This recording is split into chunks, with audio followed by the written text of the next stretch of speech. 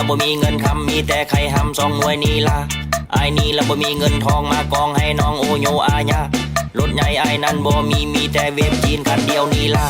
ชีวิตละบ่มีอย่างดีมีแต่หนี้สินมาอยู่มาหยาเด้อนางเด้อเด้อเด้อนางเด้อเด้อนางเด้อเด้อเด้อนางเด้อฉันจะพาเธอไปส่งพระขอสิพาพ่อใหญ่เพชรไปธาตุพระธาตุยิ่งหังแล้วก็พระธาตุโพนไอเพชรเขาอยากไปพระธาตุนางลาวยุทธใส่พระธาตุนางลาวอยู่วีระบุรี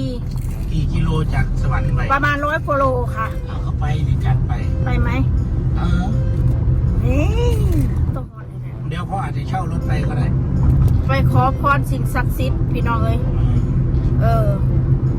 สิ่งใดบ่เคยเห็นนะอยากไปนะสงกรานต์นี่ตั้งใจจะไปเที่ยวลาวแล้วนะ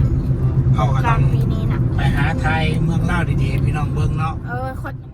วันนี้ก็กินข้าวกินน้ำเรียบร้อยพี่น้องพอเบียกอายุเอาหลานหรือคอนล่ะชวนน้องมุ่นเพิ่นไปห้ามญาติพี่น้องเพิ่นไปห้ามญาติพี่น้องเพิ่นอยู่ไสล่ะ